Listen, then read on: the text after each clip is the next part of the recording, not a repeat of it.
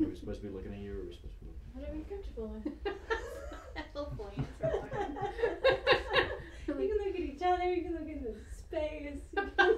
Look into space. Just gaze off into the middle distance. Alright, well, why don't you start sharing a little bit about who you are, how long you've been at RCC? All right, I'm Stephen Jones. We've been at RCC for coming up on 5 years, 4.5 years, something like that. I'm Rachel. Came together, so I don't have more of an answer than that. Two. So, what was your inspiration for this series, and how did you kind of come into the ideas for what is on display? I think after the last series, when you had asked each of the artists that had participated last time if any of us wanted to contribute something, we both were really excited about the idea again, because it has felt so life-giving to get to participate in meeting these different ideas and prompts with artistic expression, and it helps us engage differently with the ideas that we're looking at in the scriptures and everything. So we were both really excited about it. We both had different ideas about how to go about that. I had like this whole vision for a painting in my head, and then he was like, what would you think of collaborating? And I'm like, okay, what does that mean? How do you he had this whole vision for like this. At first he was sort of portrayed as like this little mini series of abstract things, and then I would do poems to go with them. I was like, yeah, I love that idea. I was thinking like it's like 3 or 4 poems. So I was thinking like 3 or 4. And then it grew. Yeah, so I think for me, I think to help understand the series, it's anchored in the idea of kintsugi, which is, for people who don't know, it's a form of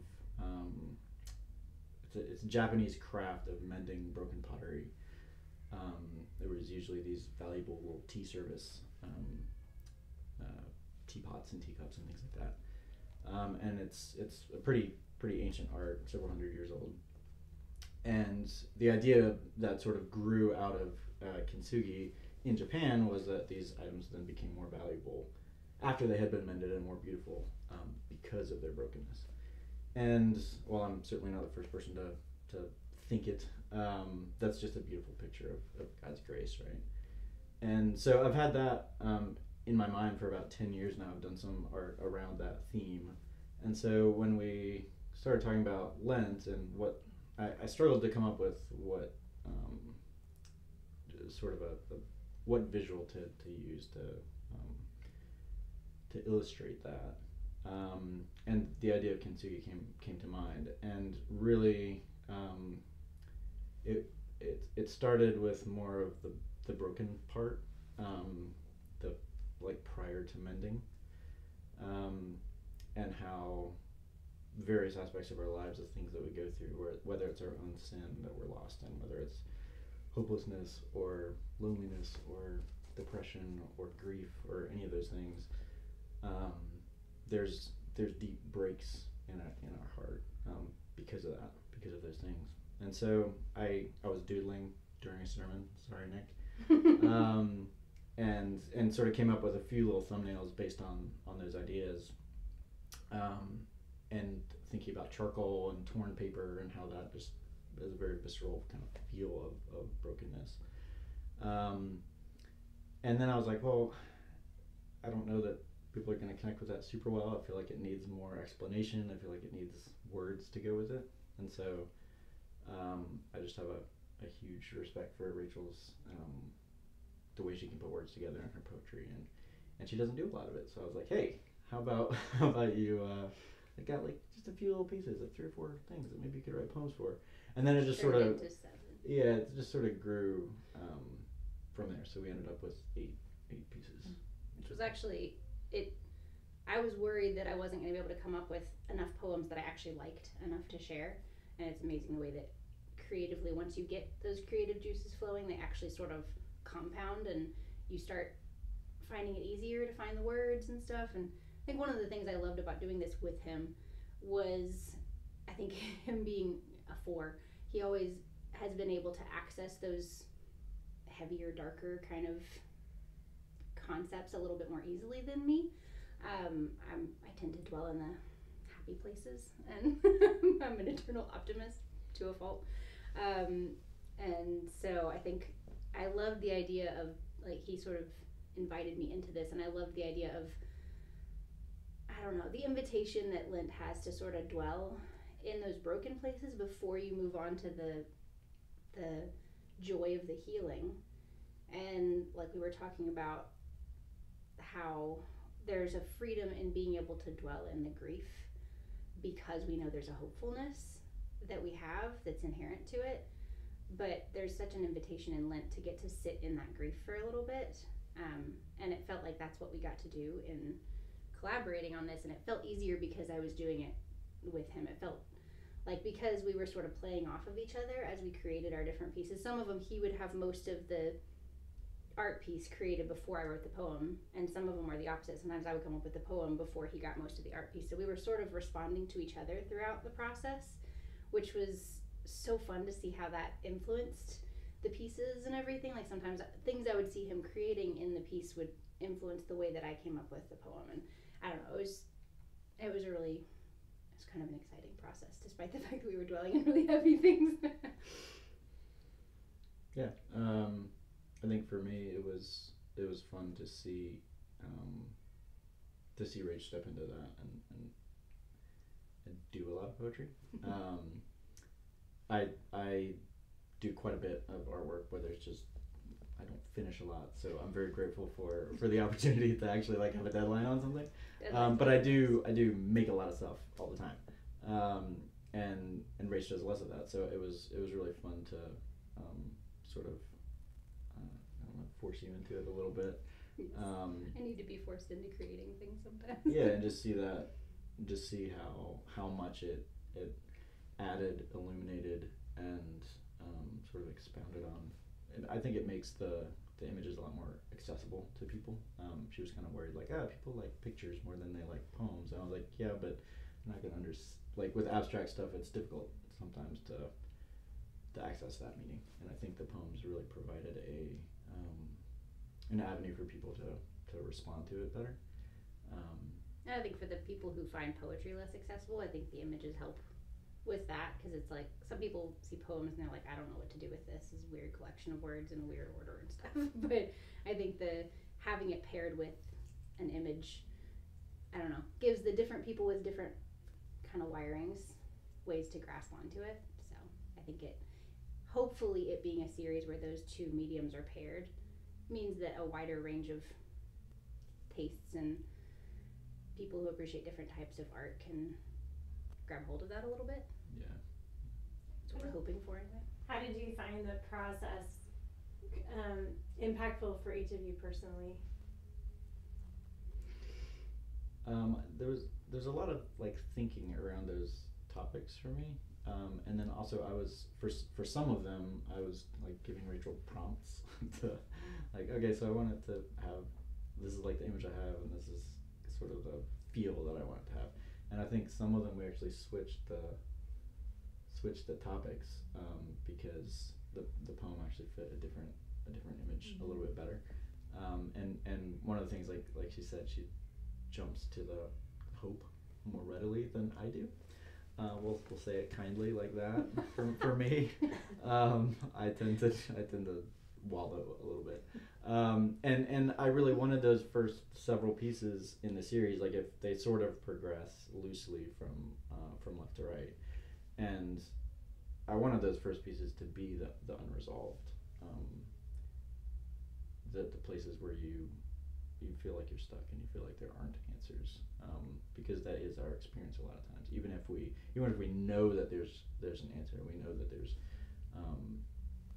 truth out there, it's difficult to access sometimes. So I think it was, I don't know, it might have been more difficult for you to sit in those spaces, but it was but it was really good for me too. Yeah, and I think it was helpful to try to communicate that with the notion too of like there is hope coming at the end. And then I think one of the things that was really special for me throughout the collaboration was the poem on grief was the only poem that I wrote, and it was originally a prompt for Rachel, and I read it to her, and she was like, well, that's just a poem, so you have to.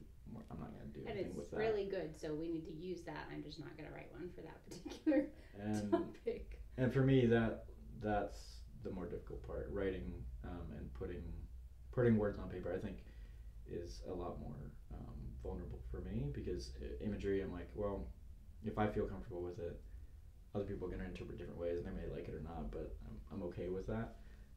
With words, I'm like, that's a much more clear form of communication, so if people don't like it, then I'm like, ugh. So it was encouraging, just for her to encourage me in that, and push me to leave that one as it was.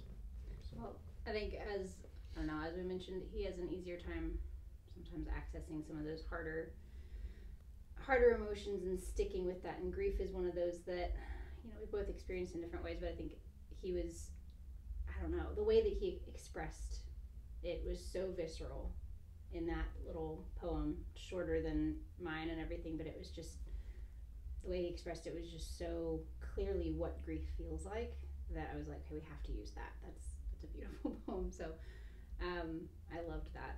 But I think the process for me, it was such a good challenge for me to have to sit in some of that hard stuff and not be able to move immediately to hope. I mean, because that is my natural inclination, is to be like, yes, it's sad, but hope, and just immediately go there. And so I think it was really beneficial for me to have the challenge, and it actually prepared my heart really well for the season of Lent.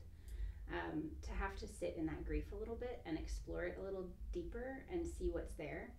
And it had me dwelling a lot on the nature of, Jesus walking as a human being and experiencing our griefs and our sorrows, and what that was like for him. Because, yes, he had the benefit of knowing the end and knowing that that he was bringing us to a place of glory. But also he stayed for a lifetime in that grief and sorrow and walked in it with us. And so it felt like there was a benefit in sitting in that for an extended period of time, long enough to actually create art about it. And art that wasn't immediately hopeful. There's a glimmer of hope in pretty much all of the poems that I write, because I don't know how to not do that. But it was really, it was a really beneficial process for my heart to have to sit in that for a while and see where that led. And I feel like God met me there in some really special ways. So, and it was really bonding for us as a couple too. I feel like we got to communicate about our creative process and about art and about these different emotions and different topics in a way that, we wouldn't normally have been prompted to communicate. So that was really a really sweet thing for us. I feel like we both came out of it going, this was a really cool thing to do, and we've been talking about how can we do more of that, how can we collaborate more and stuff, because it's really, I think our giftings and inclinations towards art complement each other, and that's a really fun thing to see how that works. We've always done art near each other, but never together as much, with each other and that sort of thing. So it was a sweet thing to get to participate in. Love that. And I love that we get to benefit from that. So thank you guys just for being so generous and sharing all of it with us. How do you hope that RCC will engage as we're in the lobby on Sunday mornings or through the week? I think it's just taking a little bit of time. I think all these, combined with like the little sort of Lent questions that we have on our seats, I think those are very meditative, and I think just taking a little bit of time to look at it, to read, and just let that idea of longing, just let that soak in a little bit. I think for especially those first several pieces and poems, that's really what they're getting at a lot, is the idea that like we're meant for something more than this, and so our struggles, whether they're self-inflicted, whether they're our sin or they're external circumstances that come into our lives, those are, I don't know, those are hard things to sit in, but they're important things to sit in and wrestle with. And I think they reveal something, like our desires in those spaces reveal something about heaven, really, and about what is to come, and how God enters into our lives to heal those spaces. And it's like we put in the artist statement. It's like it's never perfect here. We want it to be, and we'd love to say that, oh yeah, I'm like perfectly healed. Like when you get to the end and it's that kintsugi piece, like it's a beautiful and hopeful piece, but it's still imperfect here, even though our brokenness can be made more beautiful through Jesus. It's still brokenness, ultimately. And so I think just taking a little bit of time to meditate on that idea of how we're broken, about our own personal, they're all going to be different. Maybe people won't relate to some of those pieces because those aren't their experiences, but we all do have some experiences in that space. And so just thinking about that in your own life, and then how God can enter into that as well. I think sometimes too, like leaning into our reticence to enter into that hard stuff, like being willing to look that in. Yeah, no, but I do. For the people who tend, like me, to want to jump right to the hopeful stuff and run right to the end and look at the kintsugi piece or the healing and go, yes, here is our hope. It's wonderful, but also like, why is it that we're so hesitant to sit in the hard stuff? And I think sometimes our temptation, at least some of us, certain personalities, our temptation is to not dwell in that grief. And there's so much growth to be had there, to be had in dwelling in the hard stuff. And so I think my encouragement would be to, like Stephen said, take a little bit of time with those first ones. Read the artist statement first. He wrote it, and it's really, really helpful at sort of framing the whole set, the whole series. And then be willing to sit in, whatever the pieces and the poems stir up in you when you're reading about loneliness or grief. If the images bring you to a place that feels hard, that feels scary, or that takes you back to a painful moment, or reveals to you a wounding that you have, then be willing to sit in it. I think that's what we both had to sort of purpose to do as we were creating this art, and what we both actually got to see great benefit in, that having to sit in the painful places brought out some things that we wouldn't have been able to see if we'd moved too quickly past it. So I don't know, my encouragement would be to sit in that a little bit, and to take some time with what that brings up for you, and talk to the Lord about it, and ask him to bring up things in your own heart that he might want to talk to you about, that he might want to engage with you in. Because this is as much as this is a season of sadness, it's such a gift to have the opportunity to get quiet with him and to dwell in some of those topics that maybe we don't dwell in as much throughout the year. And we have the opportunity right around the corner to move on to the really hopeful, happy stuff. The crux of our entire faith is Easter, but that means there's an opportunity right now to sit in the harder, painful stuff and see what he has for us there, to see what he might be wanting to speak to us about. And when you guys model that vulnerability to us, it helps us know, like, you can go there and be okay. Yeah. That's something that he had to reveal to me. So I wasn't sure. I was like, I don't know. Is this going to be okay? I feel like I need to grab hold of hope really quickly before it, disappears.